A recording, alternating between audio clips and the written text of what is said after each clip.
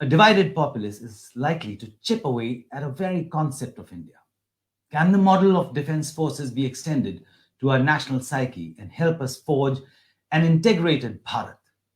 Dharma preached by Ashoka the Great is explained. Dharma preached by Ashoka the Great is explained mainly in terms of moral precepts based on doing of good deeds, respect for others, generosity, and purity. These edicts have set the tone for moral and religious precepts and guided India since ancient times. In many ways, a relook at the timeless knowledge of these is necessary to reset the concept of who is an Indian.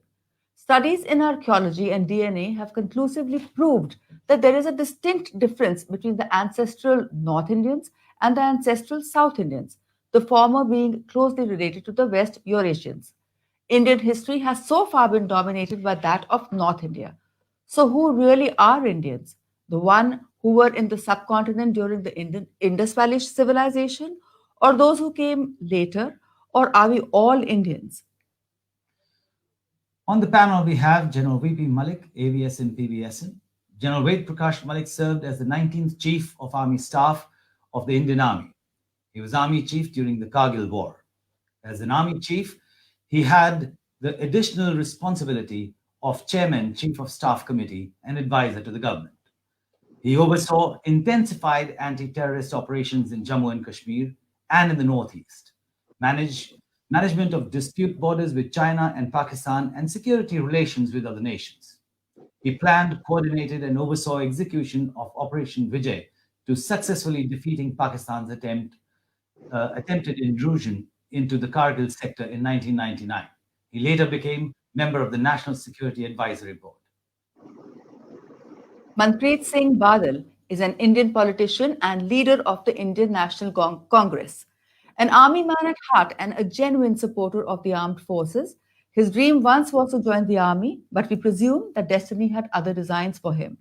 Currently holding the office of the Finance Minister of Punjab, he has been a member of the Punjab Legislative Assembly 5 times in 1995, 1997, 2002, 2007, and 2017, and has been the finance minister twice. His first stint as finance minister was in the government led by Prakash Singh Badal from 2007 to 2010. This is his second stint as finance minister. He has presented the Punjab budget a record 8 times, the maximum for any minister in Punjab. Professor Rakesh Sinha is a member of Rajya Sabha since July 2018. He is currently serving as a member of Trimula Tirupati Devathanam's Trust Board and is also a member of Parliamentary Committee on Home Affairs. He has authored several books, including a biography of Rashtra Swayamsevak Sangh founder K.B. Hejwar. He has frequently appeared on debates on national news channels. His expertise and work on Rashtriya Swayamsevak Sangh has established himself as an RSS ideologue. He is a believer of cultural nationalism. He was awarded the Deen Dayal Upadhyay Award from the President Pranab Mukherjee on May 30th. He donated the entire amount to charity. Major General A.P. Singh studied intelligence analysis and global security at the University of Maryland, USA. He interacted with the US intelligence fraternity on issues such as structures and methodologies in counter-terror operations. He presented papers on counterinsurgency at the Brookings Institute and on internal security architecture of India at the Heritage Foundation, both at Washington, D.C.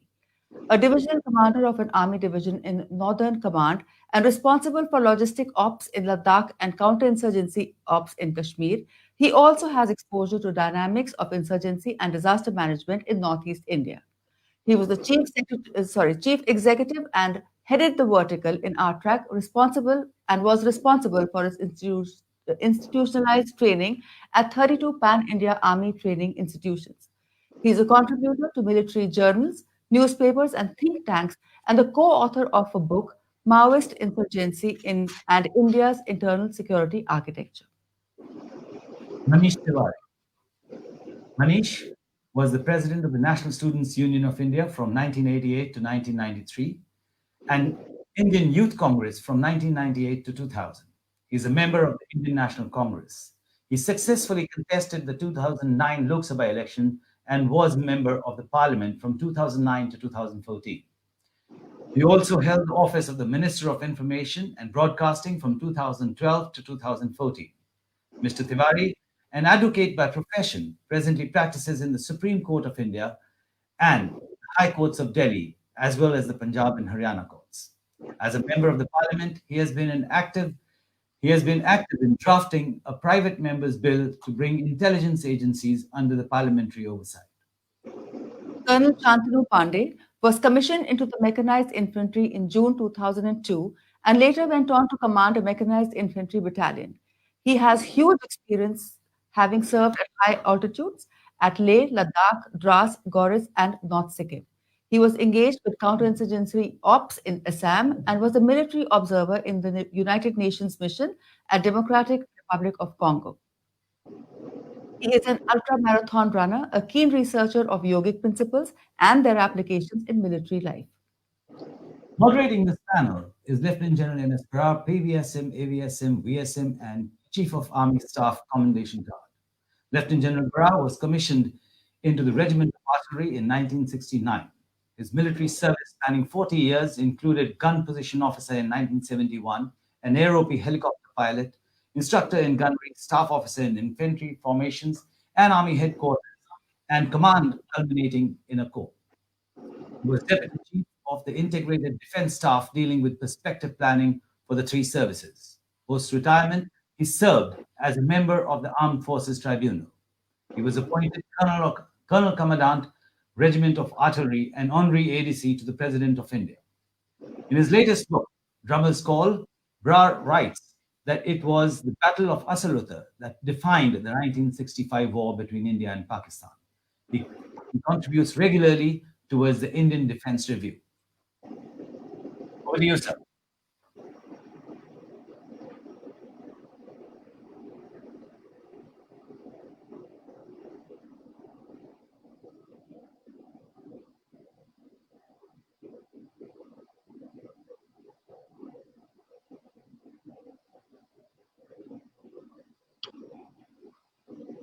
General Brar, I think you are on the mute.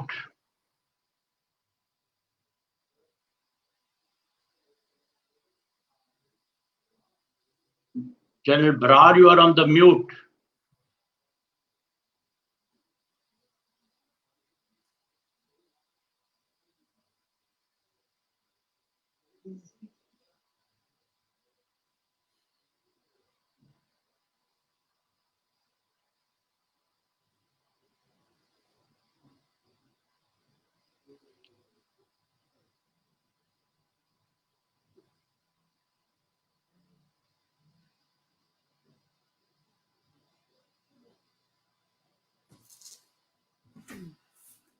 Again on the mute.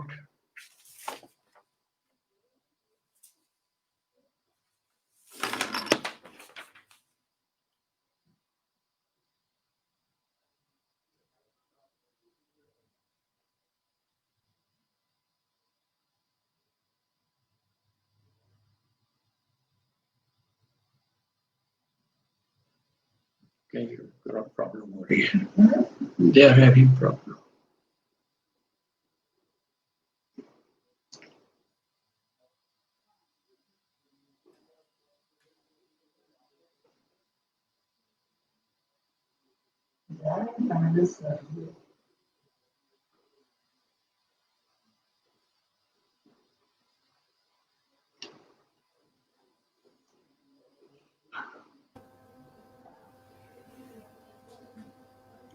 Can you hear me now, sir?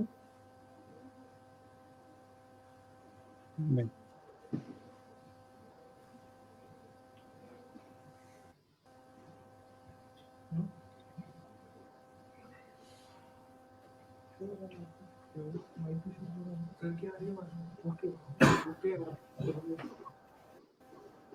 Can you hear me now, sir?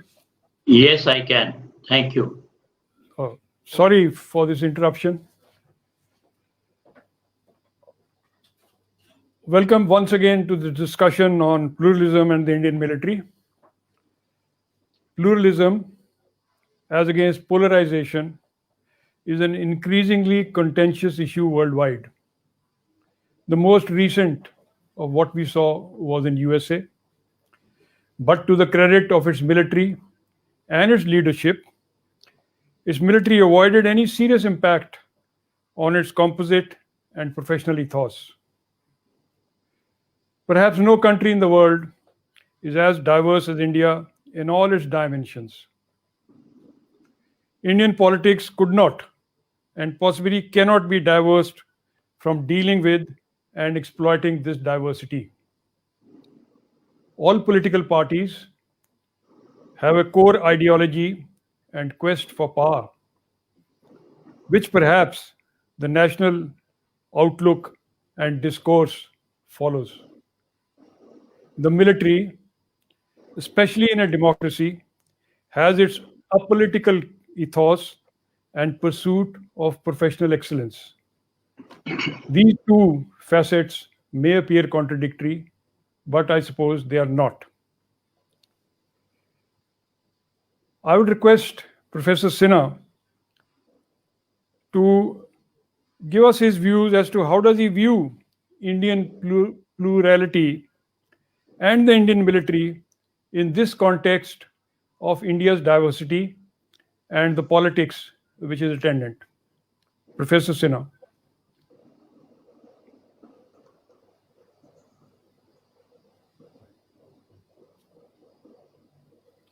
I don't think we have him on air.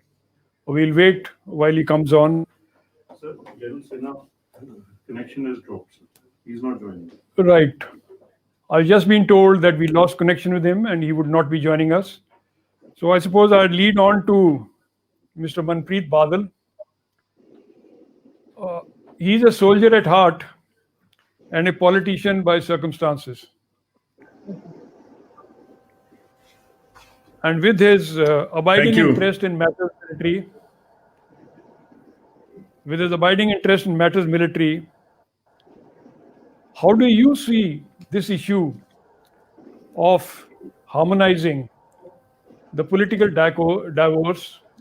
discourse with a professional military requirement, especially in a country like India, of being pluralistic and pursuing a course of professional, political approach?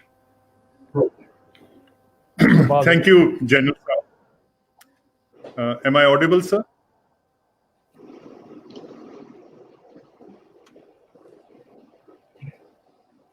Am I audible, sir? Yes, Yes. please go on. Well, my greetings to you, General Brad, and to Chief General VP Malik Saab and my fellow panelists. And if I may just, before I answer your question specifically, I have been in politics for almost 25 years. I've fought 7 elections. I have traveled the length and breadth of India. So my observations about India is that an Indian, and if you can somehow decipher the DNA of an Indian, and not just Indian, but people from the Indian subcontinent, sir, basically a secular man. You know, regardless of which region and which religion you belong to, an Indian is very easy in, paying his respects at a mazar or a church or a gurdwara or a mandir. And, and when I say the Indian subcontinent, I also include Pakistan in that, sir. Sir, and I've been a student of history, and you'll have to believe me that during the independence movement, the revolutionaries from Punjab, their best friends or buddies were the revolutionaries from Bengal. And the Bengalis were actually very, very fond of the revolutionaries from Maharashtra, the Marathas. And the Marathas were great friends with the revolutionaries from UP. Incidentally, some of the greatest revolutionaries from UP, whether Ram Prasad Bismil, Ashrafullah Khan, Roshan Singh, They were hanged. Yesterday was their, what we call in Urdu, Yawm-e-Shahadat. It was just yesterday. So this whole regionalism and communalism, it is, I would actually put it post-independence and to vote bank politics. Also, sir, you'll have to believe me that till 1946, Punjab, which had almost a 70% Muslim majority state, had only 3 MLAs. Muslim League only had 3 MLAs in the Punjab Legislative Council. Most of the MLAs who were fighting on Muslim electorates were actually from the Unionist Party. And sir, in the August of 1947, when it was decided that which way will the Northwest Frontier Province, whether they want to be with India or they want to be with Pakistan, there was a referendum held in August. Most of the Hindus and Sikhs had left Northwest Frontier Province. The British were adamant to actually make sure that this province goes to Pakistan. And there were 2 sets of ballot boxes. And on one set of one box, it was written Pakistan. And on the other set, and it was written Urdu, it said Hindustan. No Stan, but Hindustan. And the difference between the votes polled by Pakistan and India was only 1%. So inherently, sir, you know, this communal politics and caste politics and regional politics, this is a very, very recent phenomenon. And sir, I think Chief Mr. General Malik would bear me out that when the surrender of the Pakistani forces took place at Dhaka, the COC of the Pakistan military, General A.K. Niazi, he had two demands or 2 questions from his Indian counterpart, General Arora. The first he asked him was whether are you going to handcuff me and take me away? So the Indian general said, no chance. You know, I'm not going to handcuff you. You know, we'll walk out together. And the second was, General Niazi said that would it be possible that, you know, the guard, which is, you know, the security or the guards which are going to guard me, can they be from my old regiment, which was the Rajputs? And the Rajput, he was commissioned in the Rajput regiment. Rajputs had actually a name, honorary name. He was called Amar Singh Rathod. So, sir, and so it sits, you know, your religion, your caste, you know, all other, you know, regional, you know, diversities, they sit very lightly on a soldier.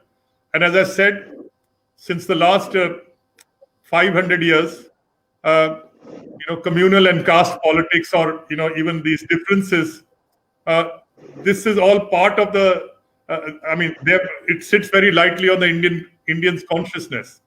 So I'm sorry I've taken a little longer than I should have for a small question. But sir, I'm very confident that as far as the Indian military is concerned,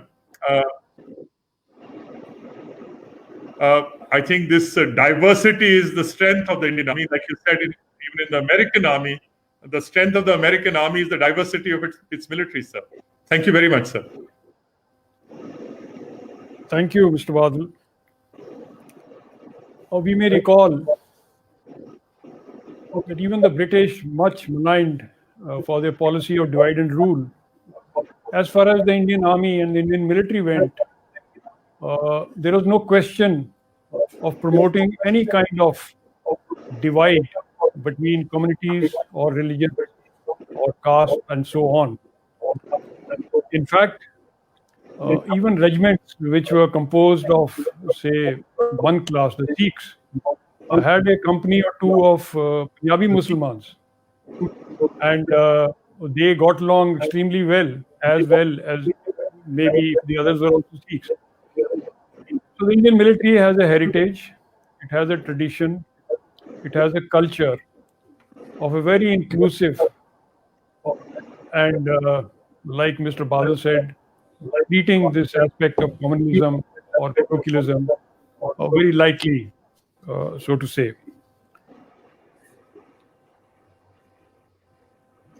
General Malik, how has the Indian military evolved since independence and yet retained its apolitical and plural character? You have been a witness to more or less the entire evolution since independence. And you would also have come across some challenges where this ethos and this culture would appear to be in some danger of being affected. And your responses to that. And do you see any changes which the Indian military today has to guard against? General Malik? General Barar, distinguished panelists, and others who are watching this program. Firstly, I must say that it's a pleasure to be part of this panel in the Military Lit Fest. It's an important subject that we are discussing, pluralism and the defense forces. Who is an Indian? As an organization, as Mr. Brar has said, the armed forces are proud of achieving and maintaining unity in pluralism and diversity. But as responsible citizens and as a vital instrument of national security, we are greatly concerned that what we are witnessing today is more diversity and pluralism than unity of India. And primarily, as Mr. Badal himself said, due to vote bank politics. Let me speak a few words on India's pluralism and diversity and where it has landed us in history and then go to nation building and talk about the armed forces, the main question that has been put to me. As a nation state, India is a pluralistic, multilingual and multi-ethnic state society. Each of our social groups has rising social, political and economic aspirations. But this paradox also poses challenges in our nation building and national security. In our long history, India was a nation state only a few times. During the Mauryan Empire, Chola Empire, the Gupta age, and to some extent Vijayanagar Empire. I'm not counting the Mughal Empire and the British colonization of India, as these people came from outside and they ruled us in India. The dynamics of these Indian empires have been such that each has risen out of a hotbed of internecine quarrels and fighting amongst small states, a tendency which sometimes is felt even today. I have seen certain states in our country even not agreeing even on certain important national security matters or in our foreign policy matters. So the historical fact is that when a socio-political and socio-economic equilibrium is maintained, there is unity in diversity. But if there is slight imbalance, we have more diversity and less unity. Whenever our rulers did not think strategically or consider themselves as one nation, India became a house divided, fighting amongst ourselves and allowing outsiders to exploit our lack of unity and nationhood. And this hallmark of India's history has been exploited invariably by the external as well as anti-national internal forces. I now come to nationalism. The definition of nationalism is mired in controversies, both positive as well as negative. Social pacifists like Bertrand Russell, they criticized it for calling it diminishing an individual's capacity to judge his or her fatherland's foreign policy. And Albert Einstein went further. He, in fact, called it to be an infantile disease, the measles of mankind. But I follow Ernest Renan's definition. That I'm talking of Renan, who was between 1823 and 1892, a French citizen. And he said, what constitutes a nation is not speaking the same tongue, or belonging to the same religion or ethnic group, but having accomplished great things in common in the past and the wish to accomplish them again in future. In sum total, it says, a people's sense of collective destiny through a common past and the vision of a common future. No nation state can be built without first creating and inculcating the right kind of nationalism, or let's say the United Indian Society. What is nation building? It is not only economic development, which is of course very important, or just ensuring social equality and harmony. A nation consists of its people, their character, core values, the culture, its unity, and its stature in the community. A nation's vitality is also gauged by the progress that it makes in these spheres. So nation building calls for shaping a national identity based on our core values, pride, confidence, vibrancy, backed by comprehensive national power to assume its rightful role in international affairs. Now I come to the armed forces. The armed forces today are true reflection of the basic national concept of diversity and unity, or let's say unity in diversity. They are a shining example where soldiers of all classes, creeds, religions, they serve the nation loyally, effectively, and with total dedication, living together in barracks, eating from the same kitchen, speaking the same language, and observing each other's religious festivals. Secularism, discipline, integrity, loyalty, spirit de corps, these are essential values that are inculcated amongst our men and women. Such motivated people not only make an efficient and dedicated soldier in service, but even after leaving the service, they continue to be nation builders and as role models. So Indian armed forces are always proud of their status as a role model for national integration, meritocracy, and even more important, as a political organization. In our outlook and purpose, life is heavily dependent on the traditions of the services. Today, these traditions are not only from the British Indian Army, as most people think, but they date back to Mahabharata. Let me remind you of Bhagavad Gita's message, considering your own duty, you should not waver. But there is nothing more important or more welcome for a man of warrior class than a righteous war. Our Guru Gobind Singh's message of De Shiva Var Mohe Shubh Karman Se Kabhi Na Taru, or the Indian Military Academy's code, which states the safety, honor, and welfare of your country comes first, always and every time. The honor, welfare, and comfort of the men you command come next. Your own ease, comfort, and safety comes last, always and every time. The Indian Armed Forces are a vital instrument of the state. They have established and sustained their credibility through dedication, sacrifice, professional competence. And the people of India, the most important element in our nation, they look at them as secular, positive, and impartial. So the main question before us is, how do we inculcate nationalism and nation building amongst our people? First, I would say the biggest social and nation divider today is the vote bank politics. Our political strategists these days talk very frequently of social engineering, a matter which is often discussed again and again in our media.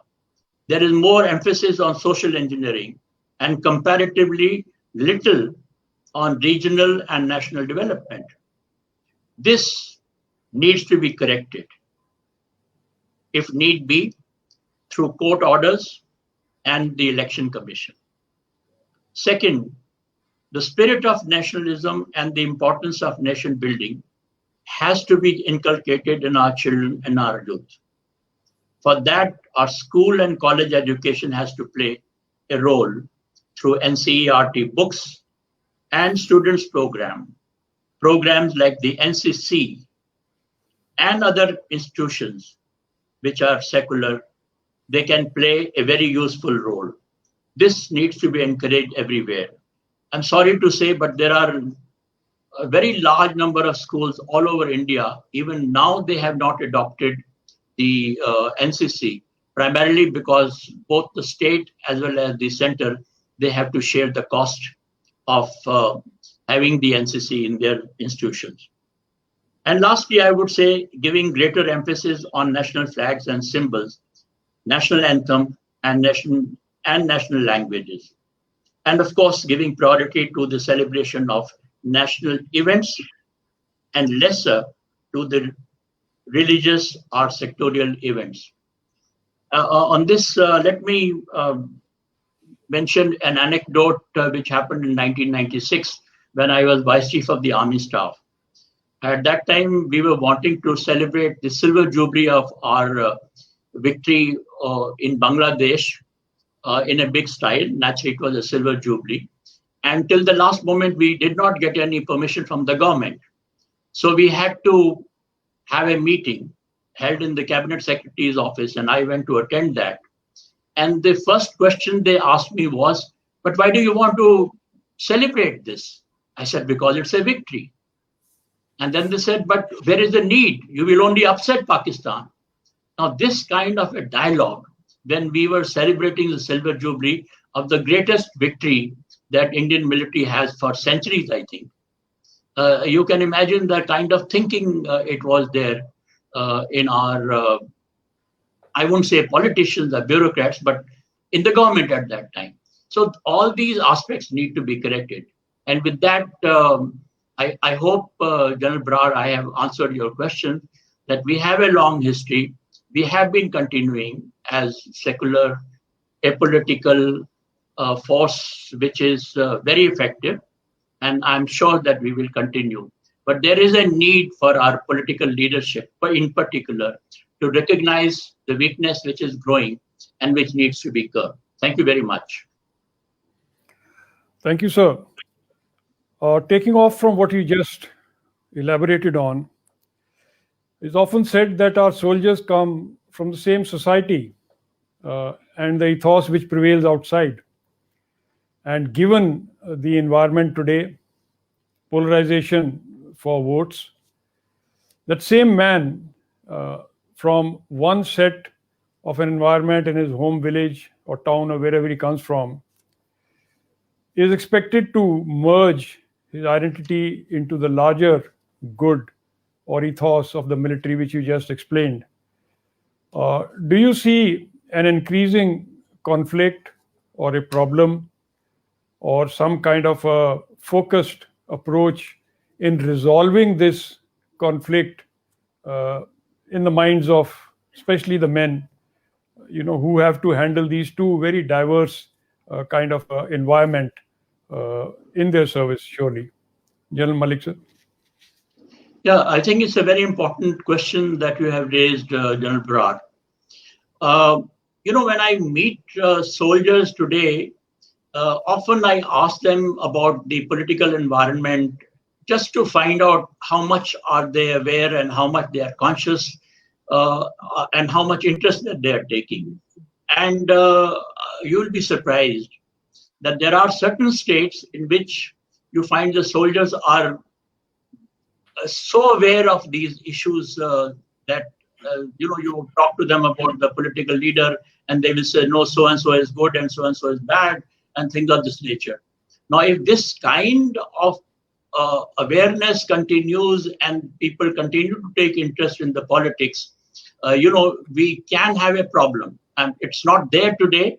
I don't think it will come in future, but I do feel that the armed forces have to be very conscious of this and keep on emphasizing the fact that our soldiers should remain apolitical, and while they and their families vote for party A, B, or C, but they should not get involved in the politics. Thank you, sir. Oh, I'm sorry we have lost Professor Sinha and Mr. Manish Tiwari. They are not here with us on the channels today. So I'll revert back to Mr. Manpreet Badal. Knowing his insight into our past military history, I suppose the two most successful militaries were the Mughals under Akbar and the Sikhs under Ranjit Singh. And interestingly, they had the most diverse composition of their army. Would Mr. Badal like to highlight some more facets of this uniqueness of these two militaries?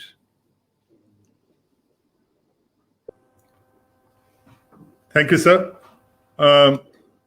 Sir, if you may allow, there is one anecdote which just came to my mind that in 1947, at the height of communal passions all over North India at least, the last regiment of the Indian Army to be partitioned, so as to say, was the Viceroy's bodyguards. And if my memory serves me correct, they had 2 squadrons of Punjabi Musalmans and 2 squadrons of Sikhs, Jat Sikhs. And Lord Mount, the Viceroy was very keen that the Viceroy's bodyguard should not be partitioned and they should stay as one unit. And towards the end of October, and most of these officers and the cadres of Viceroy's bodyguard, they were actually also paratroopers. You know, they are all done para jumps and all. And they were patrolling Delhi in a jeep. And there were 4 of them, 2 PMs and 2 Sikhs. And they went around a refugee camp. And so when they went into the refugee camp, the Hindus and the Sikhs from that camp, they got the Sikh officers on the side and they told them that, you know, how they have, what experiences they have gone through, you know, coming all the way from Rawalpindi and Jhelum and Chakwal and so on and so forth. And they said, why don't you guys just step aside for a moment and we will make short work of these 2 Muslim officers with you. And these Sikh officers, they took 4 steps back. They cocked their Sten guns. That's what you know, officers used to carry in those days. And he said, I'd rather shoot the lot of you than anyone touch, you know, one of my comrades. And this is this incident actually, you know, this actually reached the Viceroy's office, and he didn't want, you know, his soldiers to be tested on this every day, and that's when he decided that the Muslim troops should actually leave for Pakistan. So as far as the Mughal army was concerned, and if you would know that when Dara Shikoh, who was a favorite of Emperor Shah Jahan, and Aurangzeb and Shah Jahan, you know, there were rumors that Emperor Shah Jahan was very ill, and Aurangzeb was actually camping in the Deccan, and he started marching with, you know, his troops towards Agra, thinking that. Sir, am I audible? Is it? Am I audible, sir? Yes, please. We had a break. Could you say that again when you came on to the Mughal army? So when the Mughals, when Aurangzeb started marching towards Agra, and the entire the royal army or the forces were actually at Agra, and Dara Shikoh told the emperor that I'll just make short work of Aurangzeb, and I'll actually meet him in battle, ahead of Agra, and that is when the battle took place. And even though the royal army was with Dara Shikoh, but most of the army actually deserted, whether it was the Uzbeks, horsemen, whether it was Afghans, and the only people who stood by Dara Shikoh and Emperor Shah Jahan were actually the Rajputs. The Hindu Rajputs actually stood by Emperor Shah Jahan.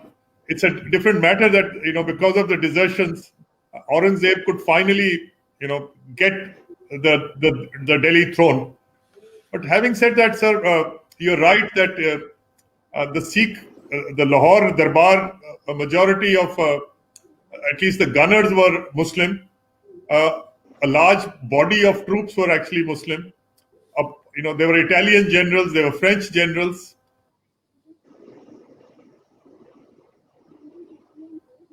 And as I said, sir, at least on what, for the rest of the nation. But sir, I am very certain that when the partition of India took place and the Punjab Legislative Council had to actually vote that whether you want Punjab to be partitioned or not to be partitioned.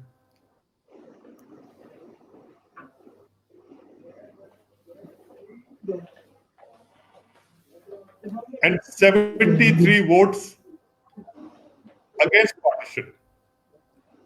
Sir, when I was a very young student studying in a boarding school in Dehradun, and we used to go to a science class, and we were taught the principles of science. And we were told that if you boil water at 100 degrees centigrade, this water will actually become steam. And that is science, sir. It's not कि अगर भगवान की कृपा होगी तो वो steam बनेगा. Science is actually exact.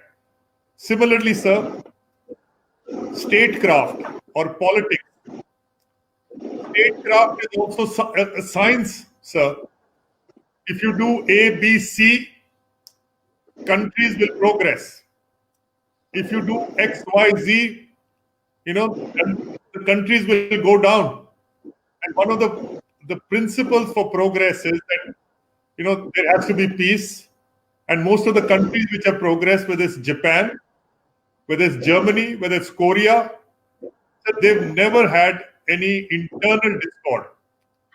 So, sir, I think as far as the military is concerned, it is for people like you, the leaders of the Indian military, and your successors during training, how we hone the skills of our young men who come from across the length and breadth of India, from the seashores of India to all the way to Ladakh. It is only in the regimental centers where these people are actually, the full potential of their character, whether the build, whether it's the climb, that is polished in the regimental centers. So now the choice is what path we want to take.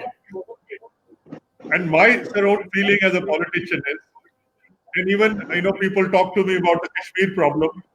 Sir, if India continues to grow for the next 20 years at 7, 8, 9%, so we will become a meaningful society. And if Pakistan, which has claims on Kashmir, or so-called claims, then Pakistan is growing at 3%, sir. So within 20 years, the Kashmir problem would have solved itself, because India would have had, a per capita income or a GDP at 10 times of Pakistan. This is the way to solve the problem of Kashmir. So we need to put in our resources of intellect, resources of, all our experiences, and try and move this country economically ahead, sir. And we should, even apart from the military, and we're very proud of our military and how apolitical it is. So even politically, it would be wise to have a very inclusive kind of politics so that India can move ahead, sir. Thank you very much. I'm sorry I was a little long-winded in my answer. No problem. You're welcome. We have a policy of pro rata recruitment into the Indian military based on a state's recruitable male population. This ensures an equitable and pluralistic representation and composition of the Indian military.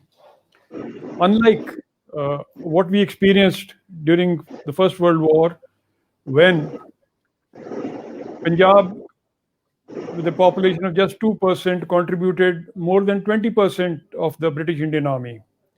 So that stage is gone. We have an all India, pan India representation and a recruitment number wise, class wise, ethnicity wise, language wise, religion wise.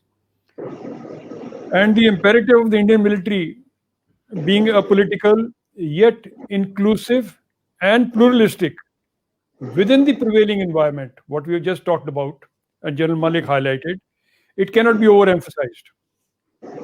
This would suggest that the military maintains a detached kind of a profile from the societal swings and orientations which come and go with political power and ideologies. Now, how does the military handle this challenge of being a part and a constituent of the country, being a very vital instrument of state, and yet maintaining a detached distance from these influences which are not in the interest of the military? I'd request Major A.P. Singh to put us wise on what he thinks on this issue. Major A.P. Major General A.P., if I can come in for a second. Please. General Brad, if I can come in for a second. Please. And maybe General Chief Mr. VP Malik could clarify. Jansa, my information is that even though we have started the pro rata recruitment from all the states, but Punjab still contributes about 8% to the Indian military, sir. I could be wrong. Maybe General Malik can clarify on that. We were double during the British time, but we've come down to 8%, sir. Thank you, sir. Yeah, I can throw some light on that. The fact is that there is a distribution of vacancies all over India, in all states, as General Brar mentioned about this. But there are certain states where we are not finding adequate number of volunteers coming from them. Indian Army or Indian Armed Forces are all a volunteer force. So those vacancies which are not filled by some states, whether it is Gujarat or it is Orissa and all, now those vacancies are naturally given to states which are able to fill their vacancies, plus they have more volunteers coming. Thank you, sir. Over to Major A.P. Singh. Thank you very much, sir. Firstly, a very good afternoon to my co-panelists and to everybody watching the discussion. I'd like to just start off by saying that by definition, pluralism states that it does not require any central unifying force or one kind of entity to bring all parties together. I mean, what it actually needs is a mechanism or an integrating mechanism where the individual components or the individual qualities of each part of that pluralistic society or pluralistic army is allowed to grow on its own. We are all aware, and it's been labored on by our panelists and many speakers even before this discussion took place, that India is basically has a different societal structure with castes as a division. We have different religions living happily in this country. There are linguistic divisions which happen in this country. which exists in this country, and there is a class composition. There is an invariable kind of a class differentiation also that exists. These components, while individually they look like decisive, but in India, surprisingly, and I'd like to go with the finance minister when he said that they sit very lightly on our Indian population also, because people generally mingle and they easily go to any religious place or easily take on any and try to learn each other's languages and so on and so forth. But in the army especially, it's very important for us to maintain the non-religious, apolitical, and totally pluralistic methodology right from the training days. And that is what I'd like to address. But first, to take a cue from what the question was asked, I would like to quote our President Ramnath Kovind, who was reviewing the parade at the National Defense Academy. And at that time, he very correctly, and I feel very proud to say so, that he says the armed forces are a symbol of excellence and dedication to the nation. He said the parade he was reviewing was composed of people from different communities, boys from different religions, different strata of society, yet they marched through in a very harmonious, very well orchestrated parade. But that's what the army is all about. You bring everybody together. You move as one unit. You move in one motion, irrespective of what is hurting you, irrespective of whether they are tall, short, big, fat, whatever. So he says this harmony is what is required, and this is the president. This is essential for the unity of our country. This kind of pluralism is essential for our country. At this stage, I'd like to play for you a clip, and I'd ask my tech team to put up this clip of the erstwhile commanding officer of 21 Para Special Forces, where he talks about our Indian pluralistic and secular society, so secular nature of the army. Can I have the tech team put it up, please?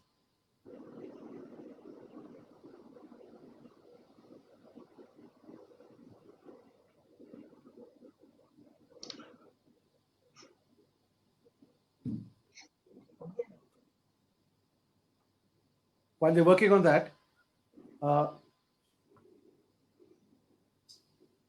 just to talk of the society that we live in, while all these divisions are stay in society, and while a young recruit comes in for training from our various villages, various religions, and various places that they come from, there is a kind of a drill which is brought in. We have a Sarv Dharm Sthal.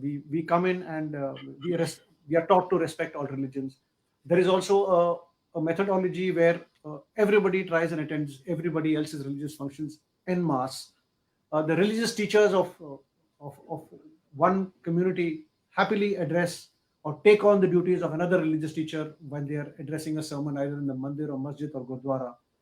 And while all this is happening, that recruit, though, and some of them and some of the young officer trainees may be very staunch, followers of their own religion. But by seeing this collective following of this pluralism all over while in training as also while in the unit, it naturally grows on you. And I don't see, and I dare say that there is no forcing of any person to follow any religion or not to follow his own religion, let me put it that way. However, while you blend into the ethos of the army, the ethos of the Paltan, of the ethos of the unit which you're serving in, these differences sit very lightly. These differences never even come to the mind. What comes to your mind is my soldier first, is my officer first, my unit first, mera naam, namak, mera nishan. And that's most important. I wonder if the tech team has got that clip going, but we can always come back to that later, because that singular statement, that 1 minute statement of that commanding officer has done much more and can do so much more for the unity of our country than, I dare say, many politicians or many other people who try to get people together at certain times when it suits them and are mostly divisive, like the moderator brought out when they have to play politics. So with that, I'd like to request the moderator to give me an opportunity to come back to that clip of the CO 21 Para SF, if he can't get it up just now. And the second time when the president addressed the country at the Republic Day was, and he again said the same thing, and I quote, The country belongs to all of us, each of us, every group, every community, every region, and every identity. And there is no better way to define the armed forces than the Supreme Commander of the Armed Forces himself bringing out this thing. And while he's not a soldier, he brought out the very ethos of the army or the ethos of the armed forces very clearly. I think we have the clip ready now. Please put it up.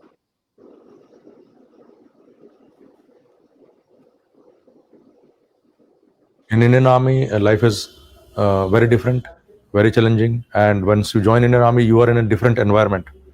The environment which we see generally, the problems which are plaguing the country, there are divides, there is casteism, there is religion, all these things. All these things are not there in Army. Army, you live in a very, very pluralistic, secular society, and you act like a unit. So when I keep saying this, when I was commissioned and when I joined Special Forces, I was asked by one of my NCO that, what is your religion? What is your caste? I said, I am Hindu Rajput. So he said, bloody chap, take a dip in that dirty water. So I went and I took a dip. Then I realized.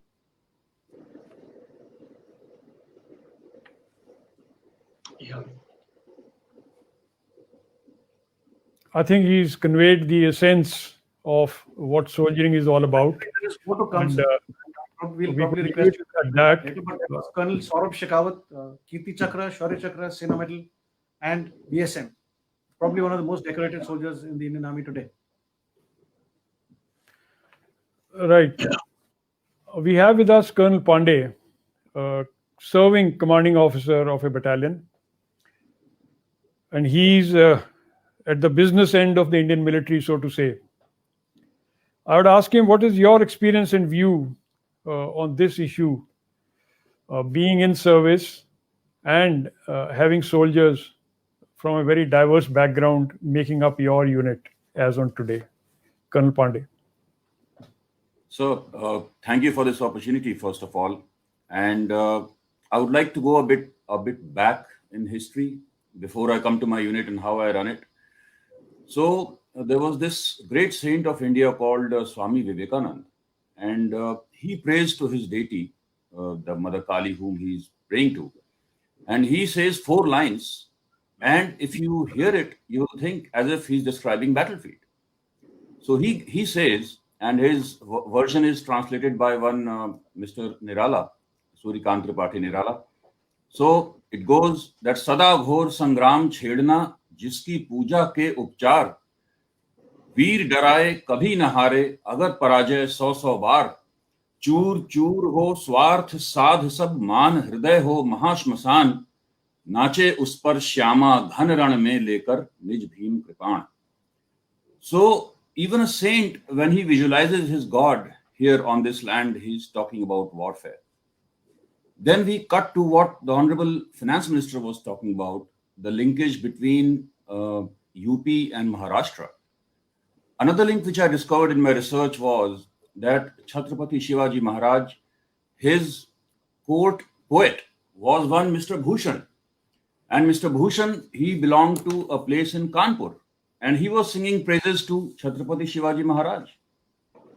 And he goes saying, Jalachar, Thalachar, Thaki Rahyo, Udina Sakat Drum Khag, Surnar Rahyo, Sumar Huay, Bansi, Sursar Lag. He keeps ranting that how great Shivaji Maharaj was. So a saint talking about warfare. You have somebody from Kanpur who's talking about a great ruler who's from Maharashtra. So as the Honorable Finance Minister said, it was all there. We are not discovering something new. We inherited this armed force, and not just that. If we relegate Mahabharata and Ramayana to mythology, sir, and if we come down to the Middle Ages, we have great fighters like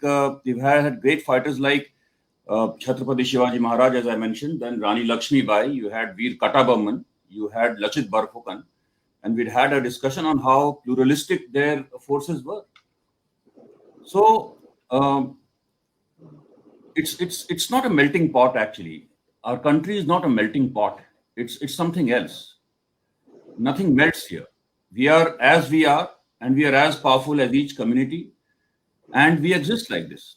Britishers handed over a very functional and a very blooded and a successful armed force, which we are preserving right now. And we are evolving as well the way times are passing. Some pertinent questions were posed as to how the condition is, how the situation is on ground. And I'm in touch with my troops, sir. My unit primarily composed of north, west, and western part of the country. It's a grenadiers composition.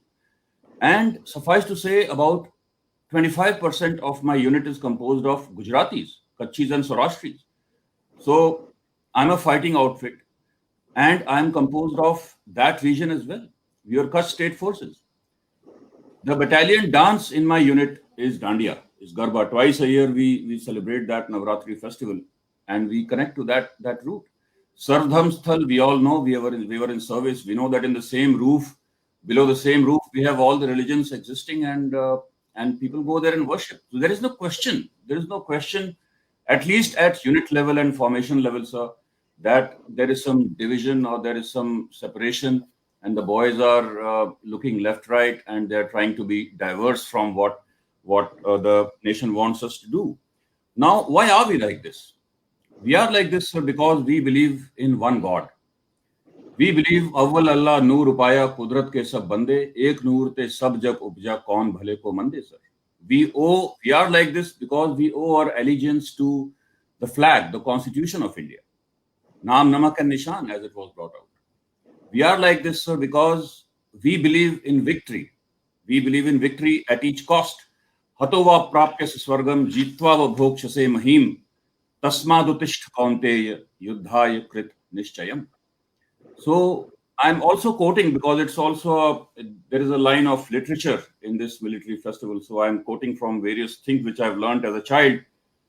And coming to the grassroots back again, I want to just bring out this aspect that we, as a pluralistic country, the temple of pluralism in this nation lies in the Lok Sabha itself. You have 500 plus members who are representing the whole of nation.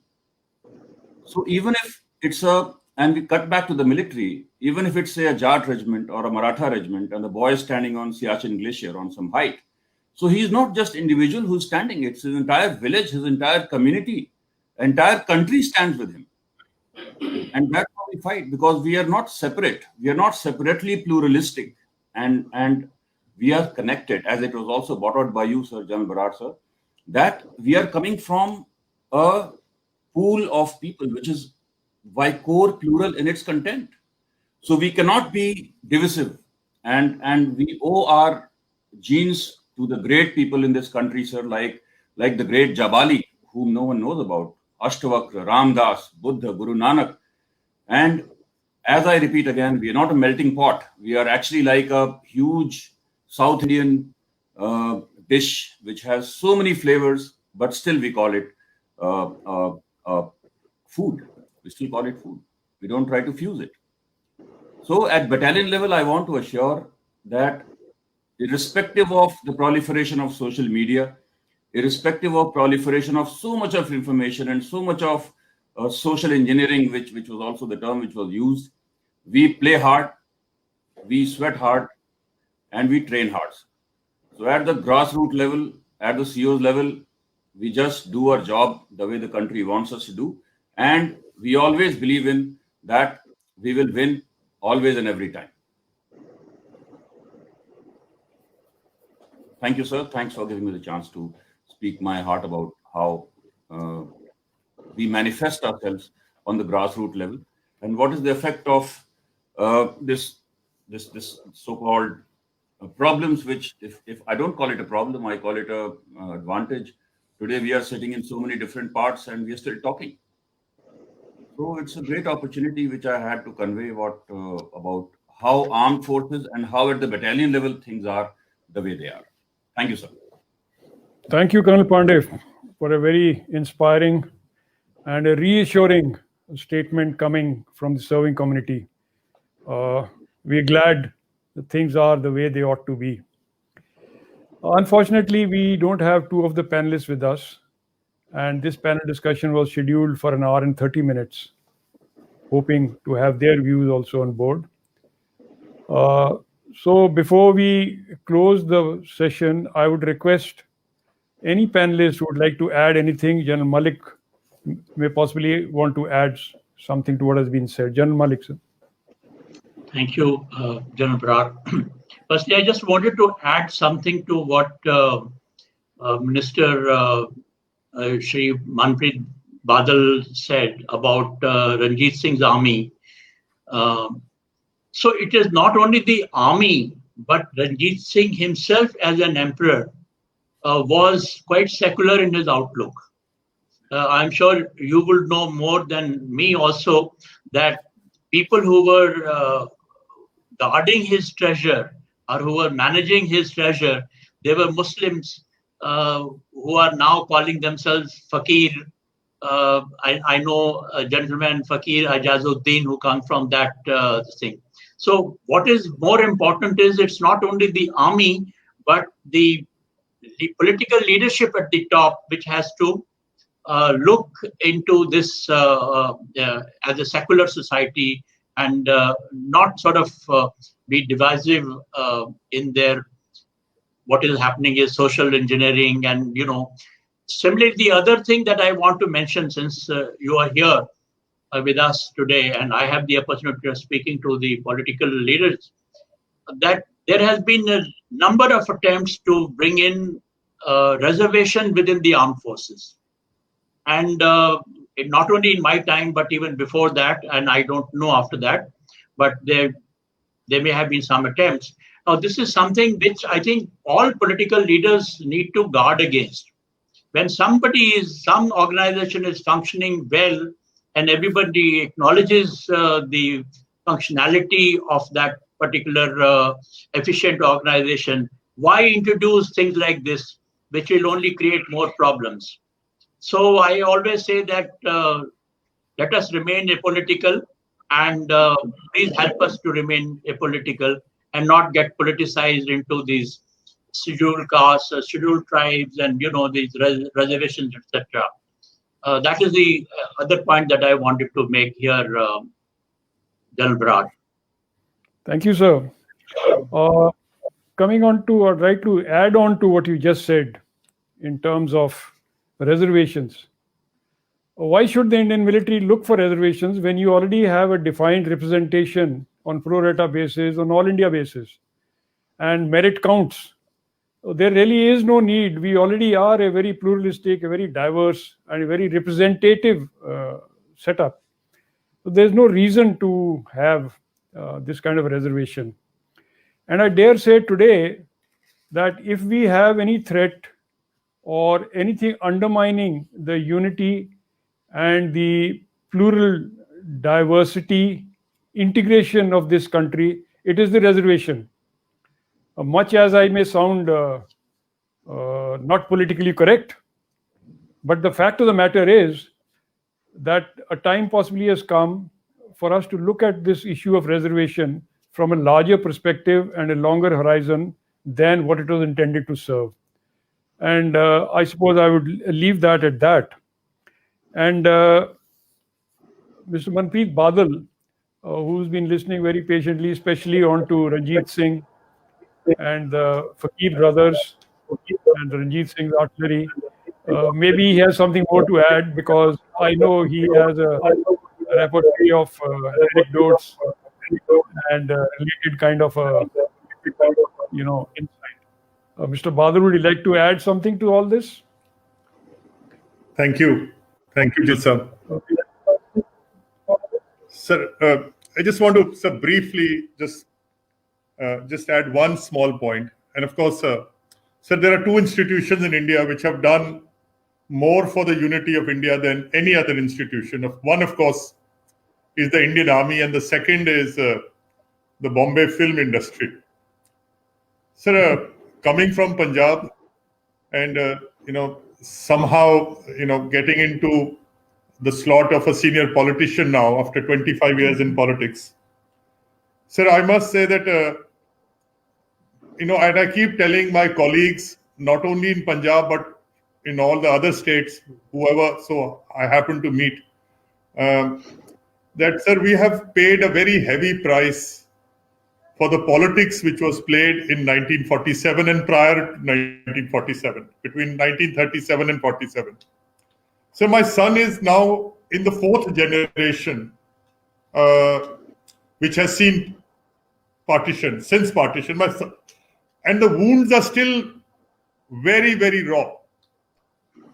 You know, it's impossible to forget what happened in 47. You know, there we always remember very fondly of Punjab pre-47. And I keep advising my colleagues that, you know, we should avoid going, you know, at least, sir, Bengal and Punjab were partitioned. So the pangs of partition are far more in Punjab than any other state, sir. And, you know, this is coming from somebody who, you know, people who have been through this, that we should, whatever it costs, sir, whatever price has to be paid, you know, we should avoid this kind of politics. And, you know, that there is no other way, sir. Finally, sir, if I may add a small anecdote, that even during the Battle of Saragadi, when that small platoon or a, you know, small group of soldiers in that small chowki, and the Afghans actually called out to the Havaldar who was in charge of those 20 soldiers, and the Havaldar came out. The Afghans said that, you know, we have no enmity with you. You know, our fight is against the British. आपके साथ कोई दुश्मनी नहीं है. All you have to do is put down your arms and start walking back to your villages. And I'm prepared to swear on the Quran that you will be allowed, you know, to go without any damage or without, you know, any injury to you and, you know, your colleagues. And sir, what the Havaldar told the Afghan, of course, he spat on the ground. And he said, do you think we are actually guarding this frontier or this chowki not a wish? No, we are here because we are actually guarding Bharat Mata. No, we are actually guarding our land. And you will not get this chowki without a fight.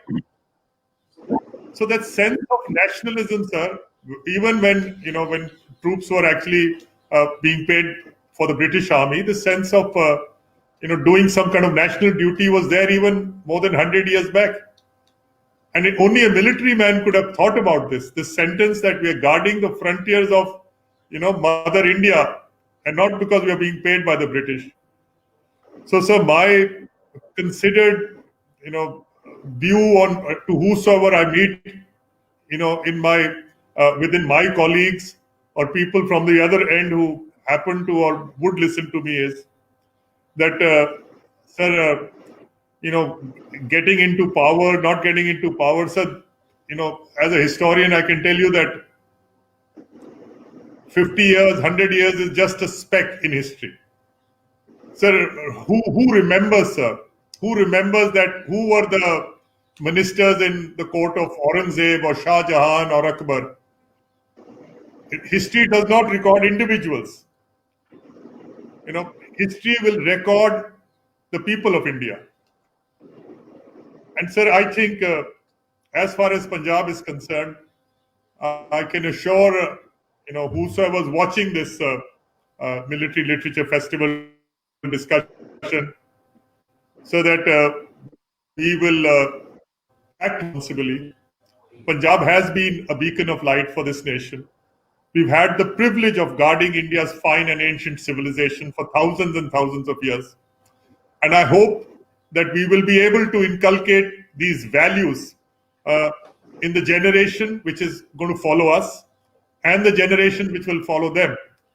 So whatever it takes, Punjab will always, and that is, we hope, sir, we hope that this privilege of being the sword arm of India, to be able to, you know, guard India, that will always be, you know, we will always have the honor of doing that, sir.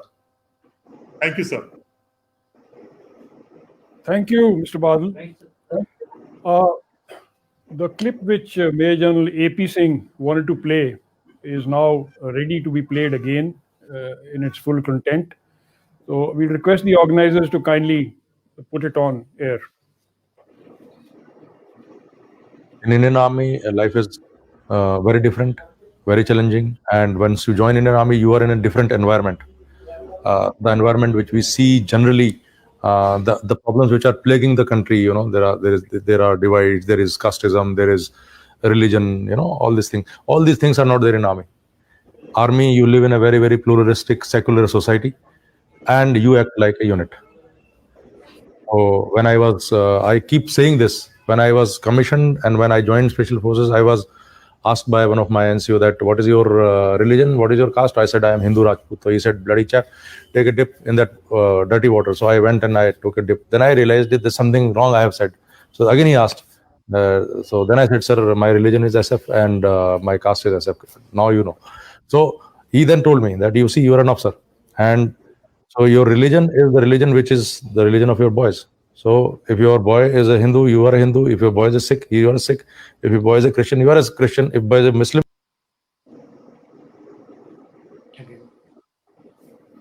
Thank you. I think we would leave it at that. And before we come to the end of this discussion, should any panelist want to add anything else to what we have been listening to, he's welcome to do that. Sir, if I can come in just for 1 second, sir, because that's Please. what the clip reminds me of. The Chief Minister, Captain Amarinder Singh Ji, he said, I had finished my school from the Doon School and I was at the NDA, and one of the drill instructors asked me, what is your caste? And the Chief Minister of Punjab, he said, I was almost, 18 years old or 17 years old. And he said, I didn't know my caste. And the drill instructor, in fact, mocked me that, what kind of a person are you? You don't even know your caste. He said, the next time I put a phone call to my mother, at 18 years old, he asked his mother, Mom, what caste are we? And she must have told him what caste they are. And, that's the kind of background, Indian officers and, some of the officers who were at one time leading India. That's the kind of background they used to come from.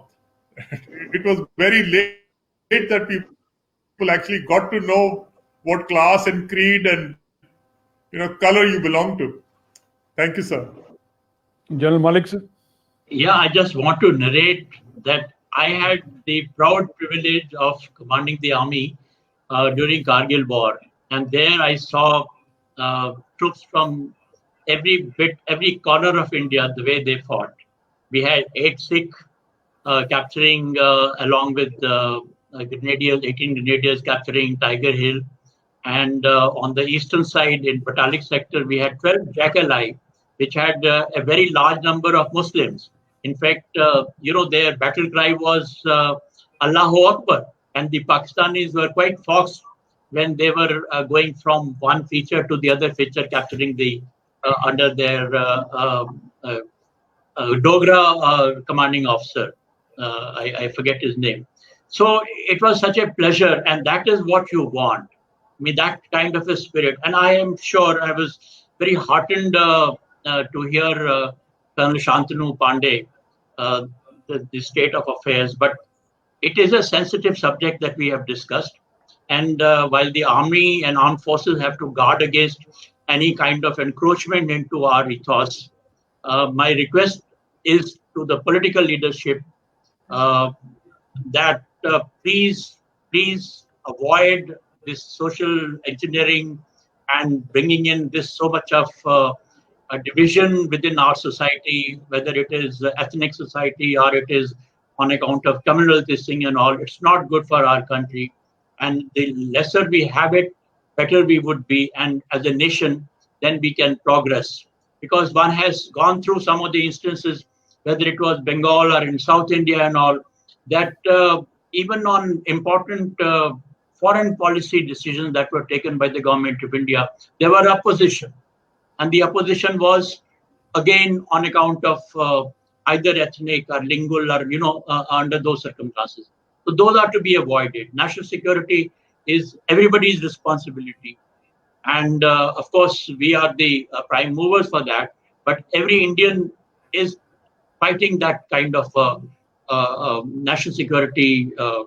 They're doing their bit for national security, and we must continue to do that.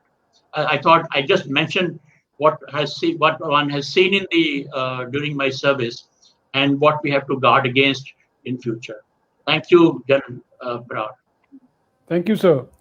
And if I may reinforce that, on the flip side, I would take the liberty of saying that it's also incumbent on the senior military leadership, especially in these times of easy availability to social media and so on, to be alive and sensitive to these issues and be aware and be forceful in any correctives which are required at the appropriate time, and not be hesitant on that count.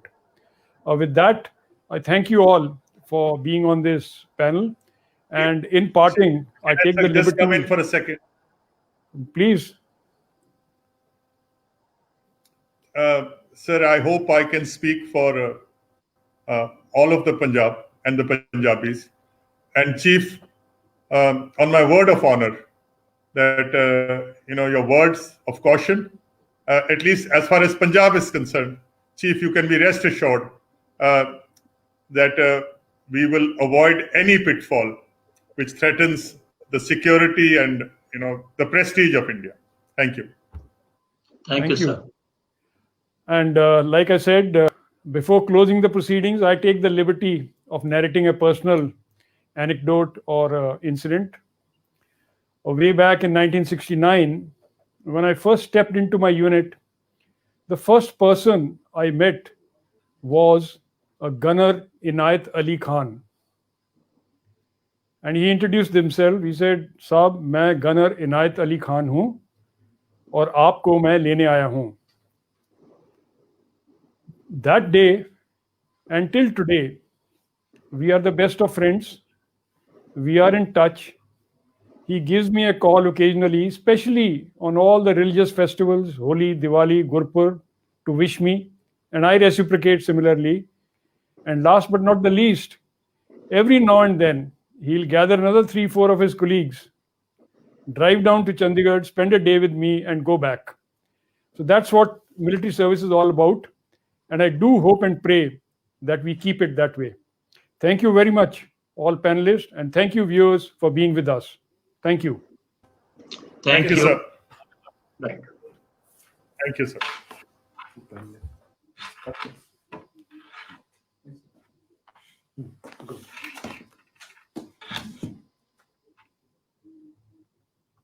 The environment which we see generally, the problems which are plaguing the country, there is